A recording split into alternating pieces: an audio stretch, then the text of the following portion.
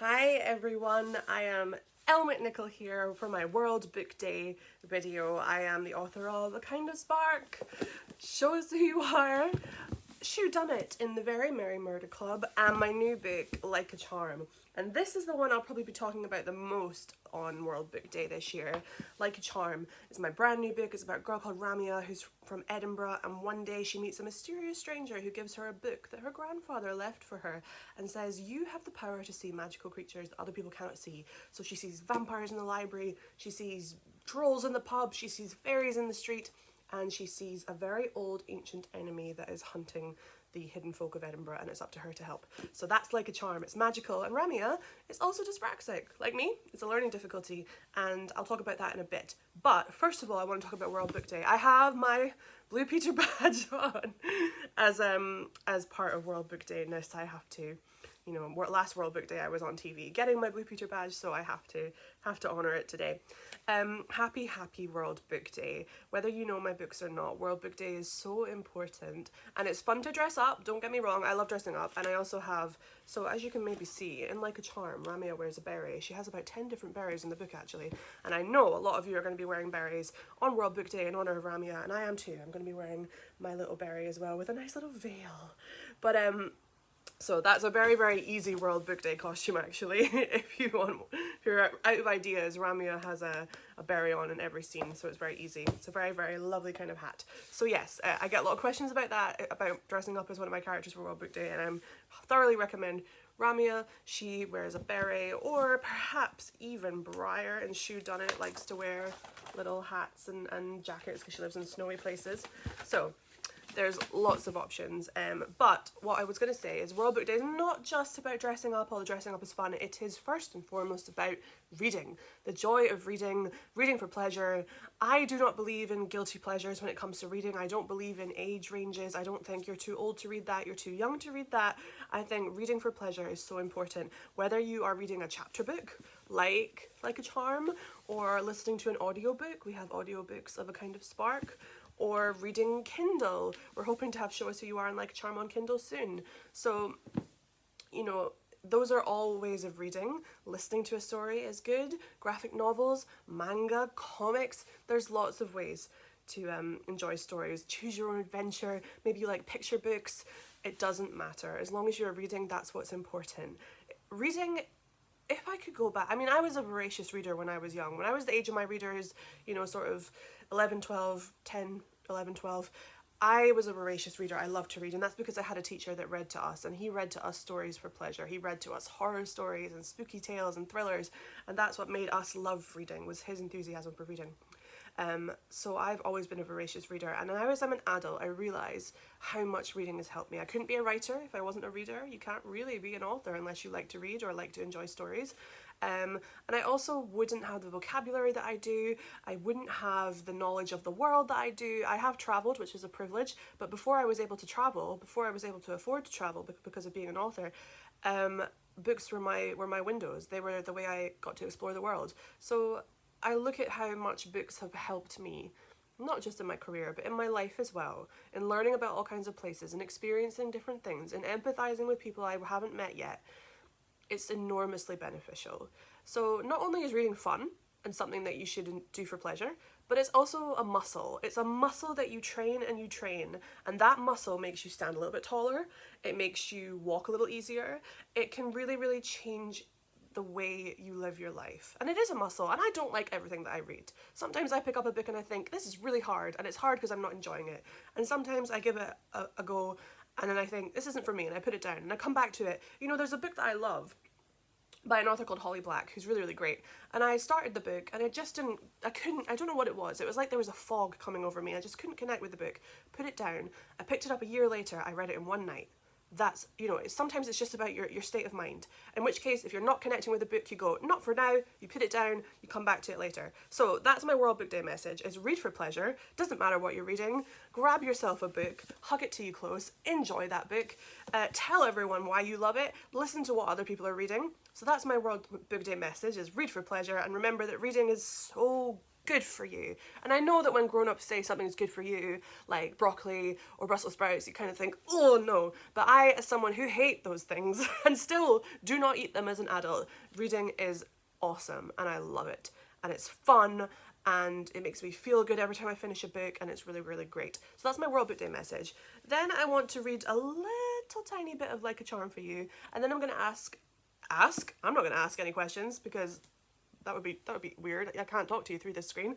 I am going to answer some frequently asked questions that I get. So, it would have been a good idea to pick where I'm going to read from before I started filming the video, but I was pretty excited. So, I'm going to just randomly grab a chapter and get going. So this is chapter 5, and this is a scene where Ramia has been walking through the old town of Edinburgh, which is where I'm from and is where the book is set, and she sees a bookshop called Avazandum, and she sees a statue of Greyfriars Bobby, who's a very famous dog statue in Edinburgh, and Greyfriars Bobby jumps down from his little platform.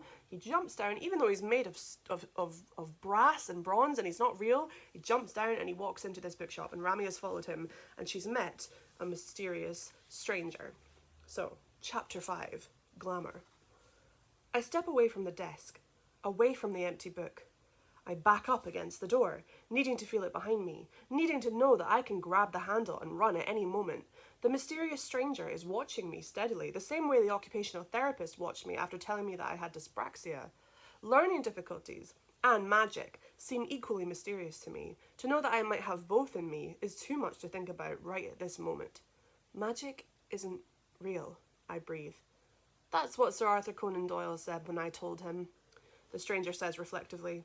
He could see fairies but didn't want to believe it. I did advise him not to mention his gifts to anyone else, but Arthur was never one for being told what to do. I blink. Excuse me? He places a long finger on the book and pushes it an inch closer to me. How much do you know about this city, Ramia? I can feel myself scowling, annoyed by the subject change. A bit. An old town and a new town, crushed together among the remains of 3 once great volcanoes, witch hunting, ancient water passing through it all, and moving statues, I think to myself. How often do you look at people around here, Ramia? For some strange reason, the question frightens me. Enough? Really? He presses, his eyes sparking. Ever notice anything interesting? I stiffen. No. I don't like to look at people. For a quick second, I expect him to look surprised or confused. Instead, he nods as though I'm confirming something he already knows. Can you say why that is, Ramia? I hate the questions, the use of my name. My eyes land on the book once again. You don't like to look people in the eye, he says softly, or sometimes even at all. And you know why? I feel shaken. My hands are fists, my toes are curled. You know why, Ramia, he repeats. You saw something once that terrified you, and you never want to see it again.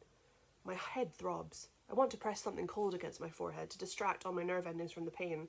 I don't know what you mean. Yes, you do. I don't want to remember any of that. Not today.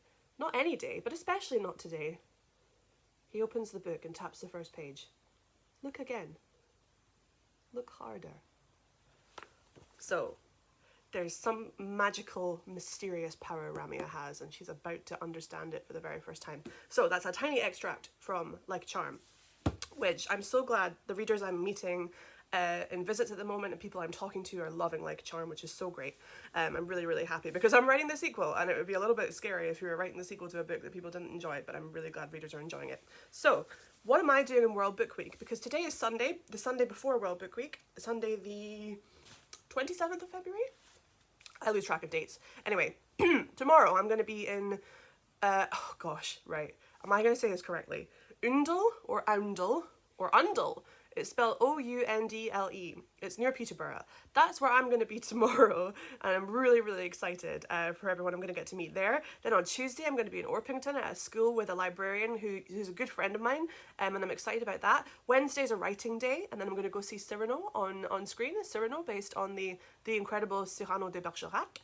And on Thursday, I'm doing my actual World Book Day event in Goring, which is about as far south as you can go, I think, and I'm super excited excited because I get to judge people's costumes and we get to sign books and talk about books all day long. That's so exciting. And then on Friday, I'm getting up at 4:30 in the morning to get ready for a virtual visit with Tokyo, with an international school in Tokyo in Japan, which is the most exciting thing to ever happen. And then later that day, I'm going to have a quick nap after that, catch up on some Z's, and then at 1:30 that day, I'm doing a virtual visit with 7 Stories. Your school can sign up, totally okay to sign up. We're still taking people if they want to join. 1:30, a big school event virtually with 7 Stories on the Friday. Then on the on the Saturday the 5th of March, I'm teaching a writing workshop in Shoreditch. So it's a busy, packed week, and I'm going to try and get some of my own reading done, but it's going to be difficult because it's so busy. But I get to talk about books all week long, and that is exciting. And actually, I get lots of train travel over the next week because I'm going to all these places, and I'll probably be reading on the train, which I'm very excited about. So now I'm going to answer some very frequently asked questions that I get asked when I do school visits. The first one is, where'd you get your ideas from? Well, ideas come when you least expect them.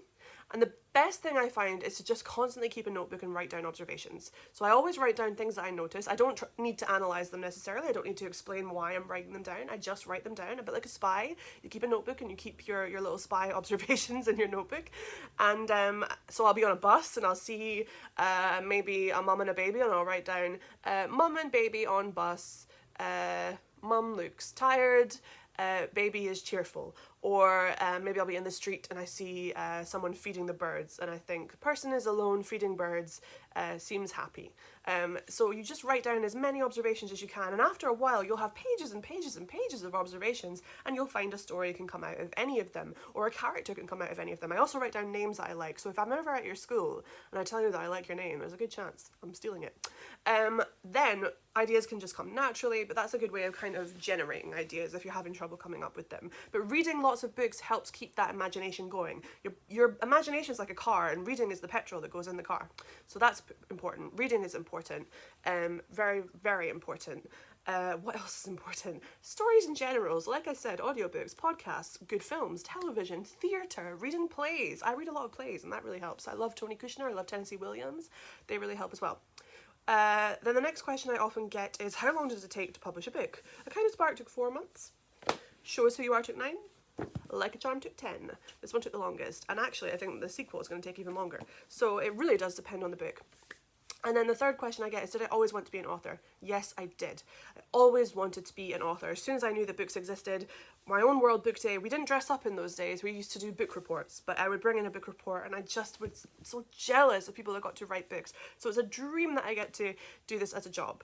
And then the fourth question that was fun, that I get asked a lot when I do school visits, is, what is the deal with chapter 13 in Show Us Who You Are? Chapter 13 is now infamous. It's become a meme. So this is a very dramatic book. It's a bit like Doctor Who and Black Mirror. It's got sci-fi elements, set in the real world, but with sort of AI and technological advancements, and social media, and the ideas of perfection. I can't talk about it a lot because there's lots of spoilers, but in chapter 13 everything turns around, everything changes, the whole plot shifts into a different gear, and I can't say why, but it's infamous. And when readers get to that chapter, a lot of them like to film their reactions or take pictures of their reactions and send it to me, so I have a whole file on my computer of people who are like, ah, and crying and screaming, and I love it. I think it's hilarious, especially because the book has a very happy ending. But chapter 13, that's chapter 13. You can't know. You can't be in the chapter 13 club until you read it, and you're not allowed to skip. But that is chapter 13. That's all I can say. I hope we can maybe talk about spoilers someday. Maybe I'll do a spoiler interview somewhere. But that is the infamous chapter 13. So those are just a handful of frequently asked questions. If you have any more, you can always find me on social media at Books and Chokers on Twitter and Instagram, and on YouTube as well, right here. And I'm also at Elle McNicoll, all one word, on TikTok, and I'm always happy to answer questions. And best of all, if I come to your school, I can answer any questions you like in person. I've been loving how many school visits I have at the moment. I've been doing them a lot since October 2020. I've been doing school visits, and now I'm doing the most I've ever done, and it's great, and I love coming to your schools. And if I've been to your school, hi, lovely to see you again. But that is my World Book Day message, you guys, and the fact of it is, you've got to read books if you want to have the most exciting life you can have, and also if you want to be an author, you have to read books. So happy World Book Day, and remember, if you want to be Ramia on World Book Day, all you need is a beret. And finally, If you want to come and see me in person, I will be at the Children's Bookshop in Muswell Hill near Crouch End on March the 12th at 11 a.m. in the morning. I'm signing. It doesn't cost a thing. You can come along with any books you like and we will sign them. You can also buy them there. The bookshop is gorgeous. That's the Children's Bookshop in Muswell Hill at 11 a.m. That's where I'll be on March 12th, and come and say hi if you can. Happy World Book Day, guys. Thank you for the like, a charm, love. I'll be back soon. Bye for now.